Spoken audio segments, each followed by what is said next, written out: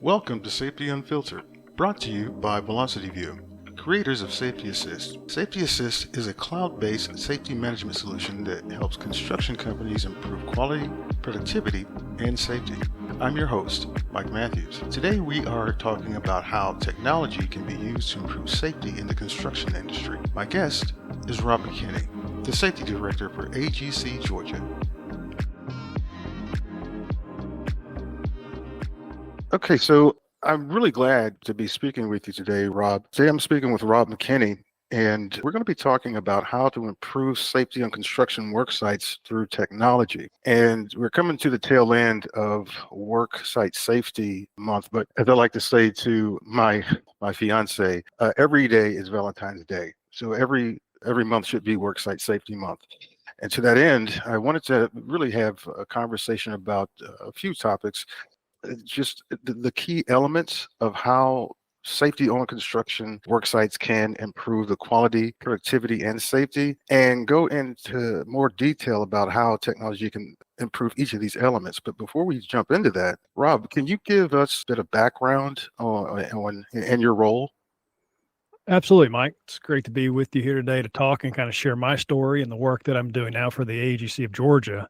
And, you know, it's funny, before we start, you're talking about every day, when the Valentine's mantra. Yep. And every month, it's in construction safety. It's an hour by hour mantra, honestly, because as a safety professional, I do find it a little bit interesting to see the months and the stand downs, and there's always this call to arms. But if you really think about it at the core, because of the nature of the construction industry, it's an hour to hour call to stay hyper aware of your surroundings for what you're doing, your crews, everybody around you. So it's kind of really weird to see some of these mantras and these meanings and these weeks, and every hour, every minute, honestly, is an important hour in construction. But I digress, man. It's great to talk to you today. I've been in our fascinating, amazing, beautiful industry for about 20 years. I came into construction in 2001 as a second career. I've got a degree in religion and philosophy. I studied a lot of different things than standards and OSHA regulations, but that wasn't for me. I had an interesting opportunity. I was hired by a small family-owned general contractor, J.M. Wilkerson Construction, back in the day. Mr. Jim gave me my start, and Mike, I was as green as a greenhorn could possibly get in construction, right? Right. I didn't know what I didn't know. I was blessed and lucky. I had a couple safety people on the sites that I was assigned to. They figured it out pretty quick. They called me out, and, I had to just, throw myself on the sword and say, you're right. I'm new. I don't know what I'm doing. But let's be honest. You got two choices. You go back to no safety professional on the site, or, it's kind of like a Jedi Padawan, right? Like, I'm learning. I'm here. I've got a pulse. I'm taking notes. I'm going to fix it. And I was lucky. They played ball, learned a lot really quick. And I spent about 15 years as a safety professional in our industry between two different companies. Learned a lot. It's interesting. Learning the OSHA standard sounds daunting and challenging. It's not hard to learn the OSHA rules. I mean, they're fairly black and white. It's either, do not do this or do not do that, or you should do this. What I found quickly was the gray part, and you've heard a lot of the stories and sometimes jokes, but it's really the gray matter between the ears. It was trying to work with the superintendents that had been building longer than I'd been alive. It's working with the craft professionals, the journeymen, the tradesmen, the workers that do that work day in, day out. They know what they're doing. And here you come trying to hold a rule book up of, no, you can't do this. That part was the hardest part, to understand that human interaction and really be able to explain to a craft worker, when they're doing something that they shouldn't have been per the rule book, why it's in their best interest not to, right? There's a lot of mental part and safety, but also, honestly, the other topics you want to talk about, quality, production. It's almost like there is this construction state of mind that we've really got to tap into for workers to kind of understand. So, I did 15 years as a safety professional. I switched over into technology back in 2015. I worked with a guy named James Benham. We created a thing called the Content Crew podcast and then a road show. And I was lucky to travel the country for about 3 years with him, meeting with a lot of different types of contractors and general contractors, trade contractors. And my role was kind of the mobile apps and the safety. So really looking at what they were doing. And that's when I started really starting to fundamentally apply technology more to safety. And that originally started probably more with just the need of mobile apps versus paper. And kind of go forward, I was lucky last year to have the opportunity to join the AGC of Georgia to serve as their director of safety services. So I work now and sit between general contractors, trade contractors, and our associate members and partners, trying to spread that good light of how can safety still be improved in 2023. And there is a lot of what we're trying to apply the technology side on so many fronts when it comes to safety, if that makes sense. Yeah, that makes perfect sense. And what I'm curious about, firstly, is when you first started to see the winds start to change from a more paper-based to a more technology-based way of tracking incidents and preventing incidents, what was the catalyst, do you believe, that started that? Well, I'll be honest, it was selfish at first. So roll back the tape, 2012, tablets are just starting to come out, the work that Steve Jobs did at Apple to pioneer the iPhone and that first iPad. It was sitting there on job sites and looking at all the paper everywhere. And, I'll tell you a story that I tell on stage. At the time, we had a couple hundred craft workers, and every Monday morning at the company, they had to have timesheets in by 9 a.m. to get payroll right to run checks on Friday. And it used to just fascinate and frustrate me at the same time that how could the 12 to 15 superintendents that I worked with get all 200-300 of those timesheets in by 9 a.m. And I'm asking for, hey, by the way, where's your safety meeting sheet from this morning? Where's your inspection from last week? And anybody that knows the movie, it's kind of like Bueller. Yeah. Bueller. And I'm asking for the stuff and it wasn't coming in and it was very paper based. So it was really selfishly at first, I wanted the papers and, that was a very compliance based mindset. They have a thing they're supposed to do. My job is to check that they did it to prove back to management. But as I started working with the superintendents and understanding how to digitize, granted, I told you I had a degree in religion and philosophy. Then I learned how to become a safety person. I was not an IT technology person in 2012, 2013, but it was making that pain for me easier. But more importantly, it was making the pain for the superintendents easier that they could document what they were doing and send it instantaneously. And as a little bit of that success started happening, it was right around that time. A lot of other professionals in construction like myself were looking at tablets and apps of what could we do. And, people in the office would ask, well, what else can you do in these apps? And so daily report was kind of next, which touches right on quality and productivity, right? And so we digitized, first it was the safety. And then it was the daily reports. And then hold on, what about the time cards? Because time cards is always such a pain in Excel. And, that was an extremely paper-based workflow. So long story short, within about a year, we converted 5 workflows from full paper-based to apps. And we saw so much improvement in the workflow.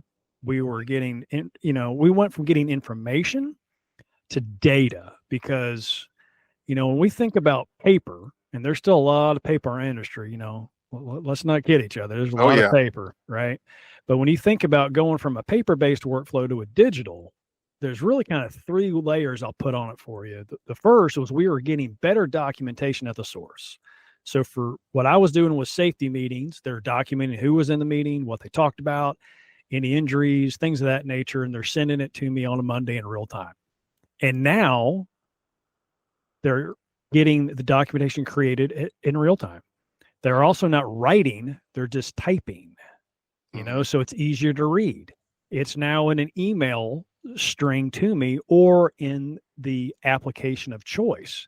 So instead of not being able to find paper or I can't read it because they faxed it in and their handwriting wasn't real good, or the toner ran out, fill in the blank. We're creating better documentation at the source, which honestly, when you're asking about quality and productivity, so on the productivity side, right, it takes them less time to document the safety effort or the daily report or the time card, whatever the workflow was.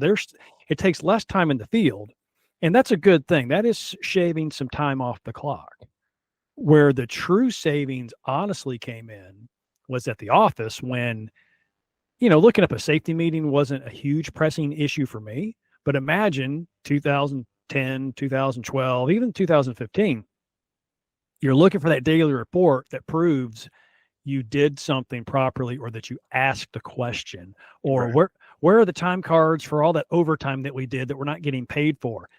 Finding that needle in the haystack, as in paper time cards and paper daily reports and banker's boxes, was an excruciating pain point.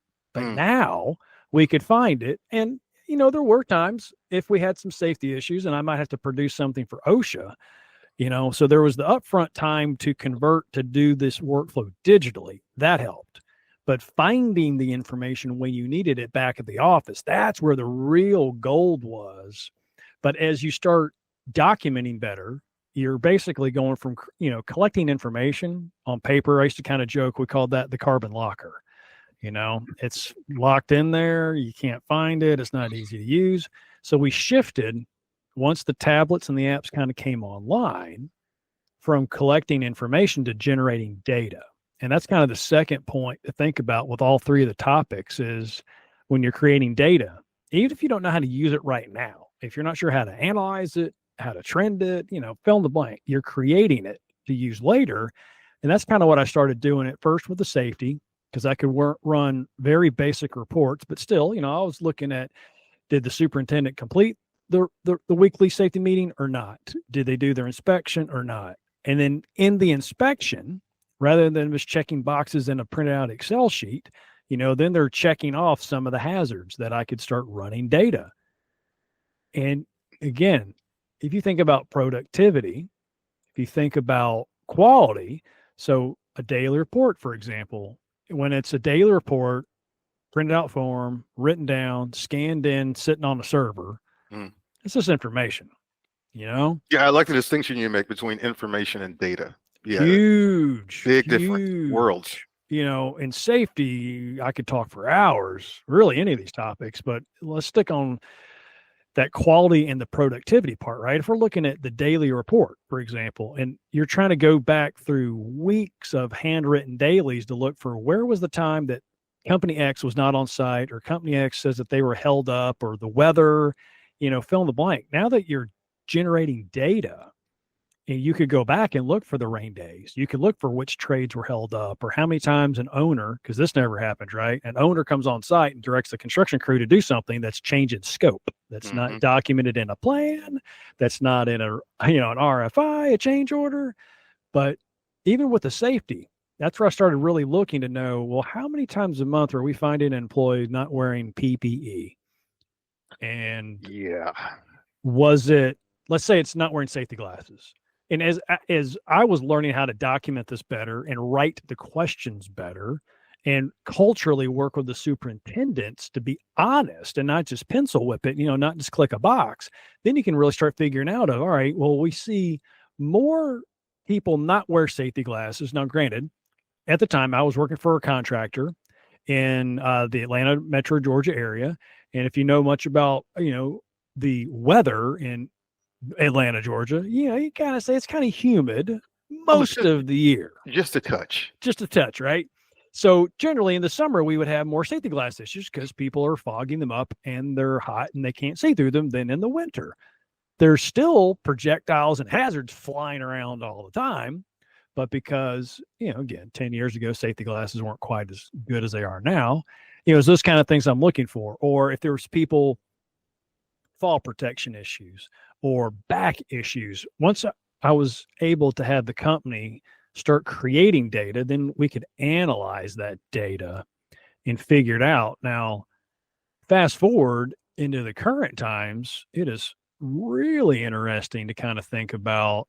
So if you make the shift to go from collecting information to generating data, if you start understanding how to use the data, now we can sit back in this fascinating world that we live in with the technology that's advanced so much. And again, from a safety side of the table, how can you interact with the technology today that's so impactful that we didn't have years ago? I mean, one of the basic things I'll throw out there that people on a daily basis, I don't say take for granted, it's probably too strong of a term, but there's these things out there, right? Imagine in 2010, or if I go back and I think 2005, I'm a site safety manager, I'm on site, I can't exactly speak the language with some of the employees on site. I had my little dictionary and I'm trying my best. Now, 2023, I can literally take out a smartphone, an Apple, an Android, fill in the blank, whatever, and you can use a handful of apps. Let's just say Google Translate, for example, and it's not quite Star Trek, right? We're not there with the translate, the communication. We're getting there. It's getting there, but yeah, we're close, right? I could have it wouldn't be a fluid, flawless conversation, but I could at least translate and communicate with somebody with this amazing mobile device in my hands because of the technology. For safety, wow, that's a huge impact to be able to actually communicate with somebody, like really communicate. This whole subject, as far as technology, just fascinates me, and I'm going to go off on a tangent later about your just seeing the trends. Where we're going as far as using AI to track trends and become safer on work sites. But please continue. Oh yeah. Well, we got to take baby steps first, right? We're still with the training wheels on when it comes to AI, but the utilization of technology to improve safety, once you've got over those first two humps, right? Like you've moved past paper, you're all in on data, that how to use the data. It's really honing in those programs that can help you. And for example, translating real-time conversations is great. Translating completed documentation is huge. Or even just basic human interactions where back in the day when I would have jobs out of town, a superintendent would call up and want me to come look at something. And I love our superintendents, but you're sitting in Atlanta, Georgia, and you get a call from Tuscaloosa, Alabama to come look at a bad scaffold. Like, really? Didn't you take a competent person course in scaffold construction? Why do you want me to drive 6 hours to come down and look at? If you're calling me, I bet it's probably pretty bad, right? But you're calling me to drive 6 hours one way to confirm. And that's again when the smartphone started getting a little better. And granted, it was a rough video feed that I would have been getting back in 2013, 14, but still, when I could call them on FaceTime and say, "Turn your phone around. Show me what you're looking at," and do a visual inspection from 6 hours away and not have to have that seat time, but then I'm having real impact at that point. And it's evolved so much better now. FaceTime's just one example, the whole transition we've made to things like Teams and Zoom. I hear so many safety professionals now doing consults like that where you don't have to drive to something necessarily for everything, but you can use the technology again in a safety sense. We're looking here, there's somebody on site, they raise a hazard. I need a consult.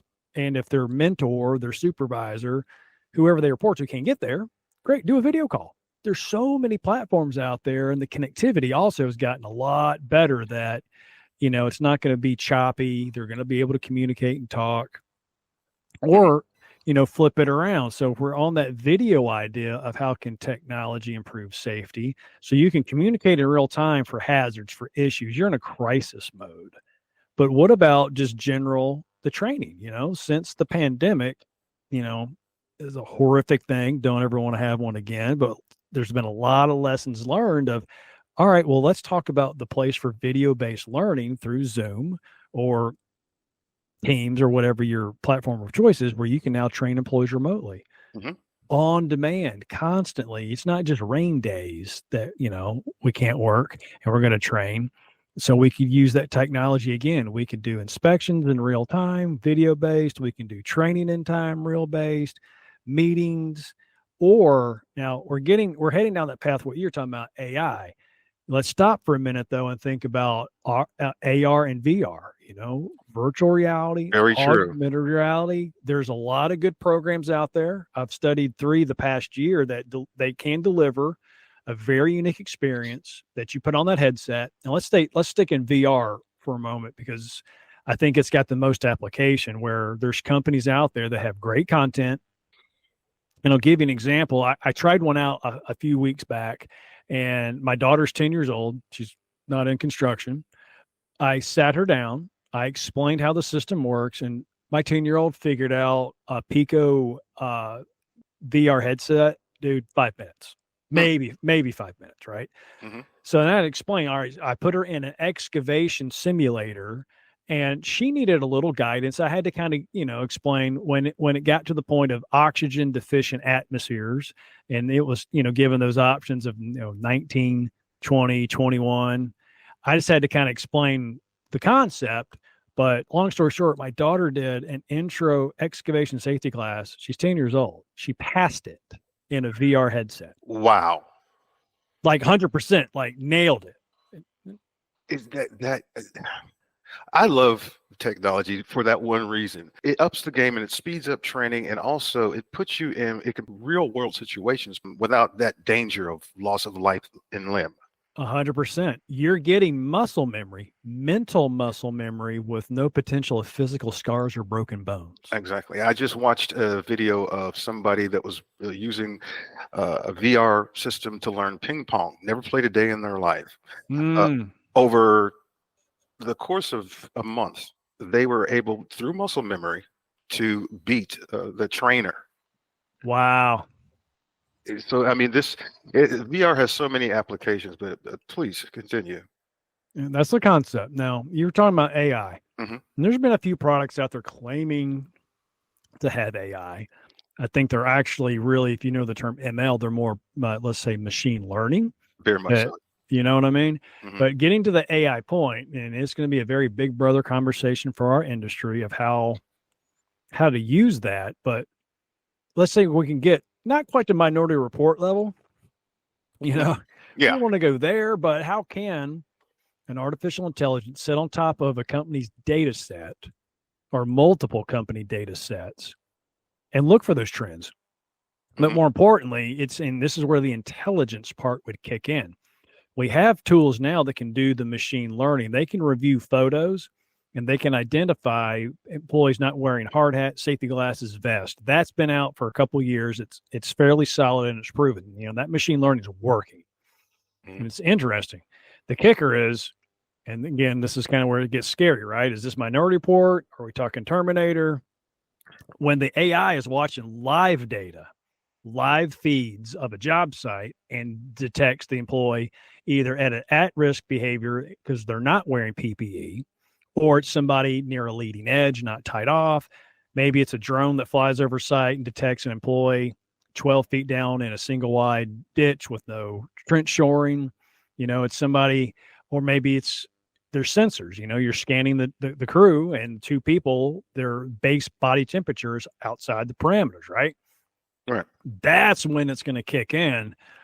But it has to be real-time, instantaneous, that, the digital big brother, the AI, has to be looking over real-time data to catch things, looking, if it's reviewing it in the blind, it's just like a digital DVR. You're rewinding what happened, or trying to predict and stop things before they happen. It would be the beautiful promise of AI, but how to get it there in our industry quickly, sooner rather than later. Ooh, that's $1 million question. Well, we've been kind of barreling down this technology within construction path rather quickly. I mean, the level of adoption is going up, mainly because I think people are seeing, truly through analyzing data, using technology, watching trends, being able to prevent these things from happening in the first place. And it's only going to get more pronounced as we use machine learning. And even though we have dumb AI now, we can still use that dumb AI, kind of like Cortana from Halo games. It doesn't have sentience, but it does have enough intelligence to give you good data that you can act upon, and it's actionable, in that moment. Well, it's that missing part of humanity, right? If Yeah. I've been watching the whole fascinating thing about autonomous cars. Mhm. There's a huge debate. People are kind of usually on one side or the other of either, oh yeah, I'm all in, which I'm in that case, right? If I need Kit. If you remember Knight Oh, Rider, oh, yeah. I need Kit. I want to get in the car and say, take me to the Atlanta airport. And I don't have to think about it because I have driven home way late at night so many times from being on road trips for 2 or 3 days, jumping time zones and, getting in my car at the Atlanta airport at 9 or 10 p.m. at night to drive an hour and a half home. Not the smartest idea. So, yeah, I'm Yeah. all in and I'll trust the cars. You know what? My name is already Michael, so I'm waiting for an English gentleman to speak to me through my dashboard. Hello, Michael. There you go. There you go. But there's the other side of the industry that doesn't, trust it because, well, wait a minute, I'm better. I know more than the car does. Well, you got to think about your reaction times. And if we apply that idea to our industry, that's where a lot of it's going to come in of, well, how does the AI know what it's looking for? It doesn't have that human experience. No, it does not right now. Right now, again, a lot of the safety products that I've seen are more pure machine learning based. They're reviewing and they're basically doing A/Bs. Here's an employee, and either it has the PPE told to be on or not. That's easy.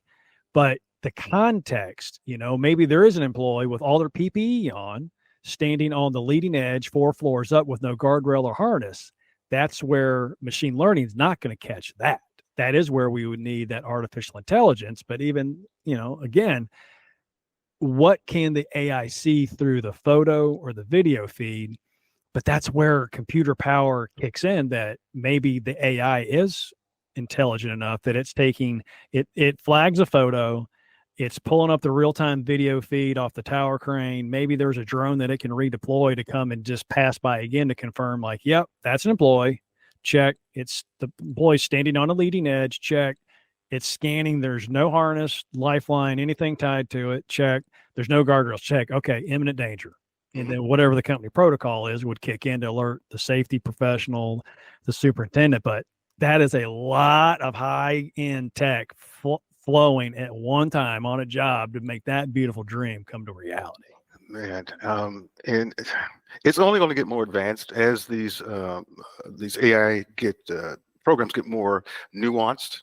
Right. And it's just a matter of being able to parse the data in a proper way and have that machine just learn over time and recognize trends and do analytics and kick that back in. One last question, though. Is there a moment that sticks out in your head where that there was the use of technology didn't just save or increase productivity and quality, but it actually saved a life? That just sticks out in your head. On a job site, there's probably a few examples. I have to try to think. What can I say publicly about some things back in the past? Yeah, leave names and dates out of it. So it's just if you can.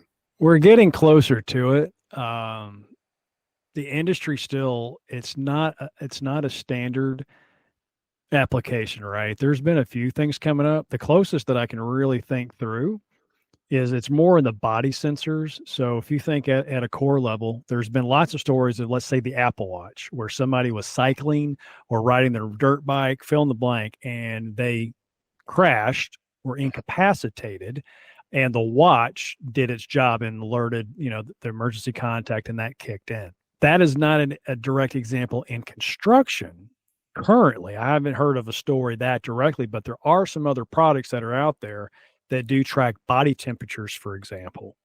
And there's been some success stories there where, if an employee has an elevated heart rate, elevated temperature, as you're measuring that human, there are some success stories where that's kicking in. But we're talking one-on-one human interaction with sensors, knowing there's an employee that's gone outside the parameters and there's a deviation. The other things, it's really hard to see a tremendous success story that you could point hands down, and maybe I'm just forgetting one, and somebody listening to this has that example. We're getting to the point of just normalizing that technology does have a place in construction to improve safety performance, our safety metrics. we're really still, as the old phrase goes, we're at the tip of the spear of really applying technology. Honestly, technology across the construction industry as a whole. But when we really hone in how technology can be applied into safety, it's the apps, and we're going past just not just documentation. It's also in the training, it's in the trending, it's in the reporting. But those other areas you mentioned, quality and productivity, there's probably somebody that could give you some of those stories a little bit more clearly, because there's not quite the taboo wrapped around quality and productivity that is with safety. People seem a little bit more willing to share. In safety, we call them a near miss or a good catch. When somebody just about gets hurt or worse, there's still a little bit of a stigma, and not everybody's always willing to share that, right? But True. In quality and productivity, when you figure out a better way to make the quote widgets in our industry, if you figure out a way to pick up the pace, people want to brag and talk about that, I think, a little bit more. You've seen it on a macro scale, which is, the way construction goes. There's some companies that have a great product. Maybe they've worked through lean methodologies, and they know exactly how long it takes them to build, let's say a 100,000 square foot data center, from clearing the trees to turning over the keys. That world, I think you see a little bit more success and openness and sharing. It could just be, I'm 1,000% wrong, and somebody listening to this interview has 10 examples, and hopefully they'll share those. But there's not a gleaming story that I could tell you exactly for what you're asking. I'm just thinking back to stuff that I wish that I had when I was doing confined spaces, having some sort of O2 sensor when, things started to go awry to alert my spotter to something that was going awry. But quite sure we'll get there eventually. So in closing, how can people find you, Rob? Please just let us know how to find you at AGC. What are your socials? Just go ahead and share that. So people are curious to connect with me on social media. You can find me. My handle I use on most platforms, so LinkedIn, Twitter, things of that nature, is ConAppGuru, ConAppGuru. If you're curious to figure out what I'm doing with the AGC of Georgia, my email address is mckinney@agcga.org. Pretty easy to find on social media, or you can find us on our website. Try and do some postings on a regular basis. So always good to connect with new people. If you want to talk about how technology can improve safety, love to have that conversation offline with anybody that's interested. Thank you so much, Rob, and looking forward to having another conversation with you again. And take care and try to stay cool out there. Absolutely. Thank you, Mike, for the time to share my story and talk a little bit about some fun safety things. All righty. Bye-bye. Thank you for listening to Safety Unfiltered. In our coming episodes, we will be having more conversations with professionals in the safety industry. If you have any suggestions for future topics, please let us know. And don't forget to like, subscribe, and follow us on all of our social media links. If you'd like to learn more about Velocity View, please visit us at www.velocityview.com. And as always, be safe.